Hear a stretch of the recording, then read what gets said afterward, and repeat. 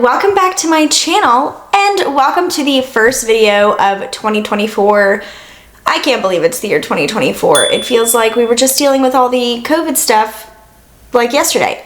But today's video, I'm going to be telling you all of my favorites from the year 2023. I have curated a list of things I either tried in 2023 or things that launched in 2023 that went from newer products or new products to holy grails. So I only have like a handful of things here. I'm not going to include like the L'Oreal Infallible Fresh Wear Foundation that I love so much because I've talked about that in nauseam.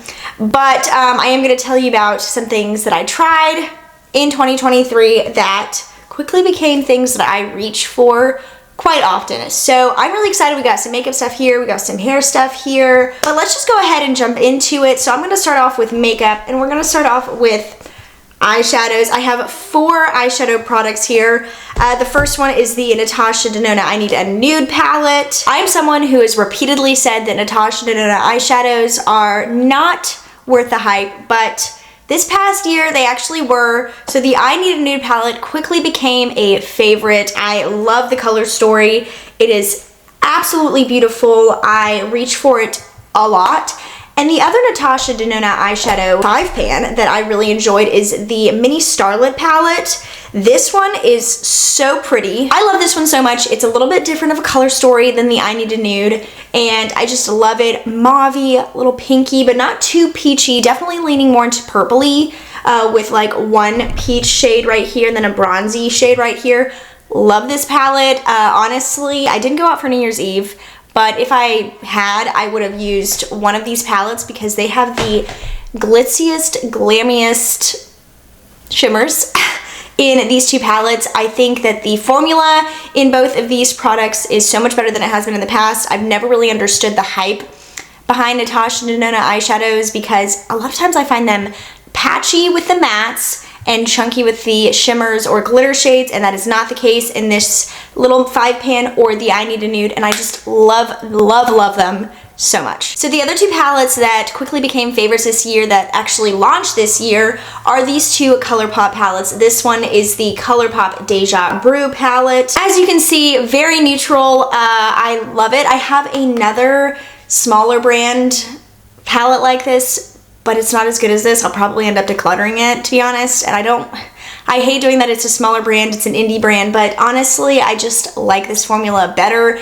It's just a little bit smoother. With the other one, I can tend to get a little bit of patchiness. This one, not at all. The shimmers are beautiful, just like all Colourpop palettes. I've never had a Colourpop palette I didn't like. I have had some that I've decluttered because of their sheer size, but I do absolutely love that one, and I also love the Colourpop Cloud 9 palette. I'm loving that cool toned eyeshadows are coming back in. This is what I'm wearing on my eyes today, and I just love a cool toned shadow. If I don't wear purple to bring out my eyes, I will go with cool toned neutrals, neutral-ish, because they're so beautiful. I feel like warm tones have just been pushed on us for like the past 8 years, and frankly, I like cool tones better than warm tones. Obviously, it depends on the time of year, but I just gravitate more towards cool toned, and I absolutely love this. It is a more recent launch. Like, I think it came out in October or November, but I got it immediately because I fell in love with it. Got it right before my makeup no-buy, and I have been having a hard time using any other eyeshadow palette,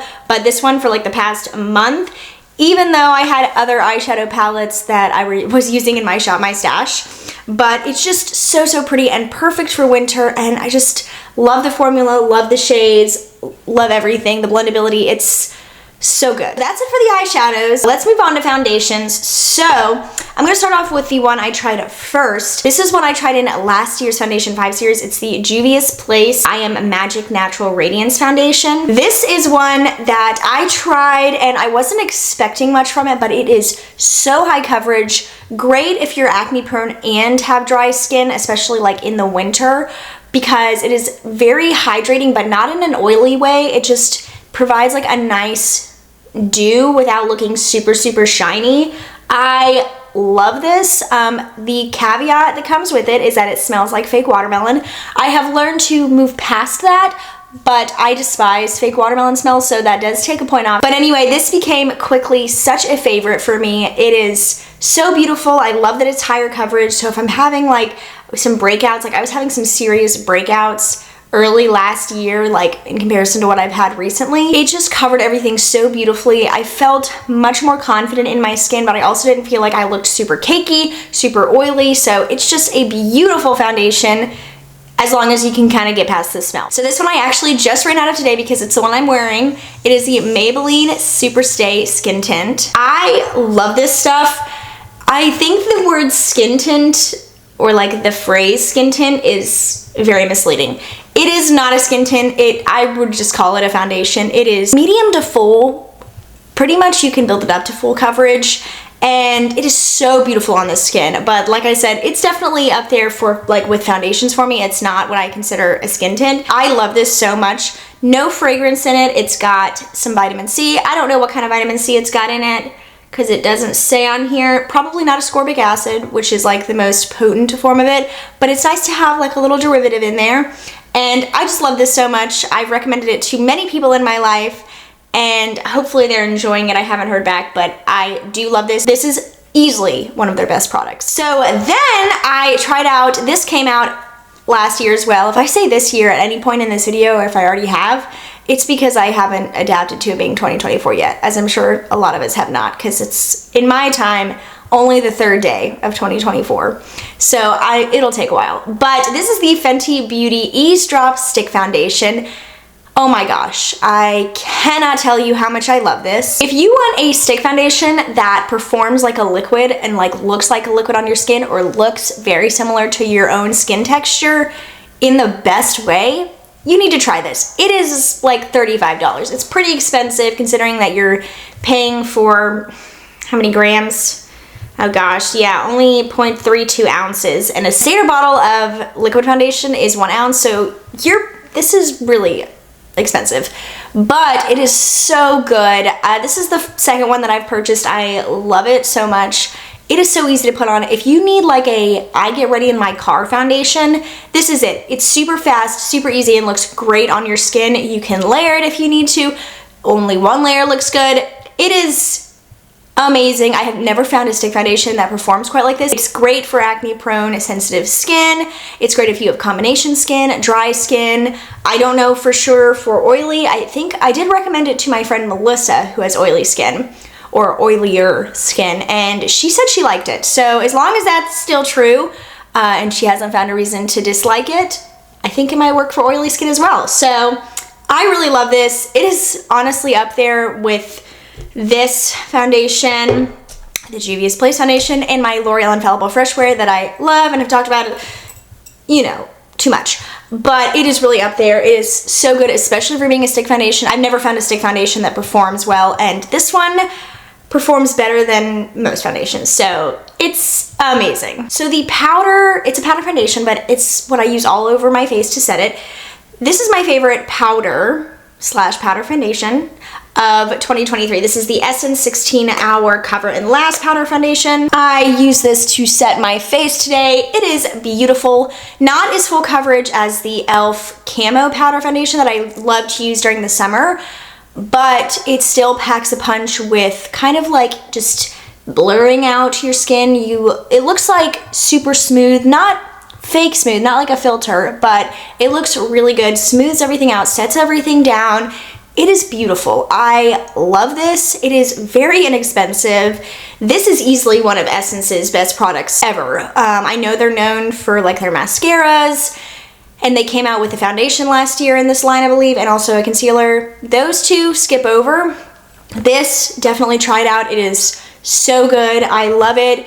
Like I said, it doesn't provide as much coverage as the e.l.f. Camo, but if you don't need coverage and you just need the same effects that e.l.f. provides with their like blurring and setting, definitely try this out. It is so, so good. So I did try out a couple of bronzers last year, and one of them came out, I think in 2022, and the other one definitely came out last year. So I'm gonna talk about the one that came out in 2022 real quick. It quickly became a favorite. It's also from Fenty Beauty. It's the Sun Stalk'r Bronzer. This is in the shade Into Sun, which is the fairest shade they offer. It is so beautiful. I feel like this is pulling warmer on camera than it actually is. It's more of like a neutral, almost leaning cool, but not really a contour shade. And it is so beautiful. I love it. I'm wearing it today. It's just perfect if you got fair skin and you just can't find a bronzer that bronzes without being too warm. If you need something like that, try this out. It is so good, and I love the formula. It is so blendable, and it's not super pigmented. You can build it up, but it's just enough to where you don't really need to build it up, but also not too much to where you feel like you put way too much on. So it's really good. Like I said, the other bronzer I tried out came out last year. It's the UOMA one. It is called the Double Take Sculpting and Bronzer Powder, and this is in the shade White Pearl. It is even lighter than the Fenty one. I really want my friend Melissa to try this because she's got even fairer skin than I do. You would look at this next to my face and be like, that looks like a powder. And I tried it on in a trying new makeup video, and I was like, this is not gonna show up. Wrong, it did. It provided such a nice bit of dimension without being like, oh, she's wearing bronzer. Perfect for natural days. I love using this and the Fenty together. They work so well together, the Fenty stick foundation, and because it's like, if you want to go for like a really light, beautiful look, those two products together, amazing. This is so good. I can't believe I like it as much as I do because, like I said, I really thought it wasn't going to show up, but it does. It just provides this understated dimension that sculpts your face in the most beautiful way without being super obvious, and I love it. So a blush that I tried out, I think this came out in the beginning of 2023. If not, it came out like tail end of 2022. But it's the Essence Pure Nude Blush. I have this in two shades. This is in Goldie Cassis. It's actually what I'm wearing today. Very diffused. I like diffused it out, but this is the perfect like winter shade of blush. It is so beautiful. I love it so much. The other one I have is a more pinky peachy, like perfect for spring. I love this for winter. The Pure Nude line, I love the Pure Nude highlighter. That has been a favorite of mine for years and a favorite of a lot of people's for years. This line is so good. Because it's baked, it can almost sound like bad, but I promise you it does not create hard pan. At least it hasn't yet. I've used this on and off all year. I've switched between the two shades and also used some other things for my Shop My Stash series, but I do love this so much. Honestly, it's one of my favorite blushes. I love to reach for it, especially in the winter, like I said, because of the shade. It's got like that cold girl makeup look that was like trending a little over a year ago. It is so pretty. Perfect amount of pigmentation without being too much. Nice, like, you can diffuse it out, you can build it up. It's got like a little bit of a glow. It is so beautiful and I love it so much. The last makeup product of the year that I loved so much is this e.l.f. lip oil. I went on this whole rampage about how all lip oils are pretty much the same, which is true, except for this one. This one is special. This is in the shade Honey Talks, I believe. Yes, I'm wearing it today over just a little bit of lip liner. I cannot stop using this. It's like a minty taste. I mean, I'm not eating it, but you know what I like, it's got that minty smell that can kind of taste like it, and it's really just nice on the lips. It doesn't plump or anything, but it's really nice on the lips. It's so comfortable. I feel like it does actually kind of repair a little bit the chappedness I can get on my lips. I've never had a lip oil that's done that before, and this one does seem to help a little bit. I love it. I have a hard time ever wanting to wear anything else besides this and the Sunday Fridays, Fridays, I don't know why I said it like that. The Sunday Fridays tinted lip balm. They're very similar. That one's just more balmy and this one's definitely a little bit more oily, almost sort of glossy, but not really lip gloss. And I love it. I would get rid of all my other lip oils, I think, except for maybe the Milani one, and just stick with this one because it's so good. And I really feel like if you're gonna get one lip oil, especially since they're still like sort of trending, this is the one to get. It's really inexpensive. I think it's only like $6. And I promise you, it does actually kind of hydrate your lips a little bit. It's super comfortable and it just makes your lips look super juicy and plump. And it is better than other lip oils somehow. I don't quite know how they've done it, but it is better. It's a standout lip oil in the middle of all the lip oils that launched in 2023. So real quick, I want to talk about some hair stuff. This is my Shark Flexstyle. I did an entire video on it if you want to go check it out. And it's a rave for me. I bought this, I guess I tried it in March of last year initially in my time. It was March. I think that vlog went up in April. And I can't stop using it. I can't imagine now doing my hair without this because it just makes everything so much easier. I will say if you live in a high humidity environment or if you've got like really curly hair or wavy hair like I do, gosh, I can't talk today. I swear I've just gotten out of practice. But if you have like textured hair types, you do need to definitely prep correctly and use a heat protectant, obviously. Just prep your hair properly so this can work in the best ways. I love this thing so much. I didn't use it today, frankly, because my hair was already done from me doing it yesterday. I washed and everything, and I just like, I had like just blown it dry, so I just added like a few like blowout curls with my round brush and regular hair dryer. That's just what we did. It was just quicker to do than, you know, try to go in and do everything since it was already partially done. Anyway, I did want to make that disclaimer so you didn't think that this is my hair with it. I love it. If you want to see a full in-depth review of it, go check out that Shark Flexstyle video. I break down everything, price, comparison to Dyson, a ton of stuff. I even have a document included on that video that I've linked in the description box, and I go in depth in that document as well as the video because the video is referencing the document. So definitely go check that out if you want to learn more. All I have to say about it now is it's so good. If you want a blowout look, if you want to curl it a little bit, they've got smaller barrels. Those are actually my favorites. If you want to straighten it, like straighten it when you're drying it, that was stupid. If you want to like blow dry it with like a comb, it's got one of those. I love that attachment. It's got round brush attachments. It's got everything you need for the all-in-one except for like a pure straightener tool. It's great. I love it so much. A heat protectant I love, and I love to use it with the Shark Flexstyle, is this Paul Mitchell Flexible Style Hot Off the Press Heat Protectant. This, so good. So don't use too much because it can get sticky. However, if you live in a high humidity environment most of the year, like I do, this is necessary because it holds onto your style so much better than a lighter weight heat protectant. It's a little bit stickier, which you need, but you don't want to put too much because then it can get too sticky. It really is called a thermal protection hairspray, so it's got the feel of a hairspray. If you use too much, it's a little crunchy. But if you don't, it's great. I did use it today, even though I just kind of like touched up a little bit, and I mean, I love it. My hair is touchable. It's like, it looks soft, it looks plush, which is what I'm going for. And it does the same thing with the Shark. Even with the straightener, if you do like a light mist, just make sure you like distribute it evenly, just not too much, because like I said, it gets sticky, but it is so good at holding your curls or waves, blowout look, whatever, if you live in a high humidity environment. This is absolutely necessary. I'm not really a hairspray person to like finish off a look. I love a good texture spray, and the one, I'm actually out of this. I just ran out of this today.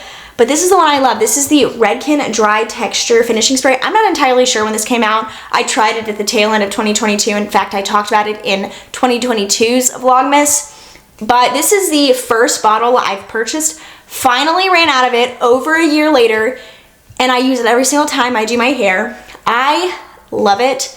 It's got a little bit of grit, but not too much. It holds onto your style really well, but without making it super sticky. So this, the Paul Mitchell Thermal Hairspray, they're a power duo team. They're expensive products, but I will say they last you for a while because I've still got over half of the Paul Mitchell, and I just ran out of this after a year.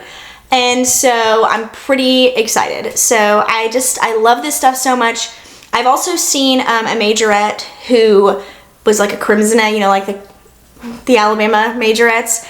She uses this like for her big game day hair, and I love her anyway, but she uses this, and it holds her hair all day in the heat and humidity when she's having a dance and stuff outside. So if you need more of a testament, there you go. I don't do that, but it does last really well with the minimal activity that I do and the fact that I live in super high humidity most of the year. So anyway, that is all of my favorites. I didn't feel like there were too many. There were definitely like a good handful, but not a ton to where it was super overwhelming in my opinion. I think maybe you got a good idea of the fact that I didn't try a ton this past year, but what I did try most of the time I ended up loving, and they did become holy grails. And when something becomes a holy grail, it becomes a favorite, and I must tell you about it. I haven't done a favorites video in a while because frankly, they don't get as much attention as I would like, but I do enjoy watching them and I enjoy doing them for people who do like them. So if you like them, let me know, comment down below, and I can continue doing them if you have an interest in that. I'd love to share favorites. You can see I didn't have a ton for like the past year, but I can keep you updated like on like every few months favorites if that would be something you were interested in. So definitely let me know in the comment section if you enjoy these kind of videos, because I know I do, because I love to figure out like what people go back to, what becomes like something that they have to have in their near everyday routine. But anyway, that is it. So I hope you guys enjoyed this video. If you did, please give it a thumbs up, hit that notification bell so you don't miss out on any future video, and also subscribe if you have not already. Check out the rest of my channel if you haven't. See if you like what I put out there. I do beauty, I do lifestyle. We just got done doing Vlogmas, which was really fun. And yeah, if you like what you see, definitely join the family, stick around long term. I'd love to have you here all the time. But anyway, I'm super excited for this year and for the video ideas I have for this year and the videos I have planned. So if you want to, you know, kind of keep up with what I put out there, make sure you're subscribed and have that notification bell on. I know I've already said that, but it's important so you know when I upload and you can kind of keep up with the content I put out there. It really does help out my channel too. I know it's annoying to listen to YouTubers be like, please like and subscribe and everything, because it does get a little annoying, but it really does help. Every little bit helps. You have no idea, especially for those of us who are trying to get monetized. It's very important. But anyway, I will stop babbling and let you get on with your day. So I hope you guys have the best rest of your day, week, whatever, and I will see you guys in the next one.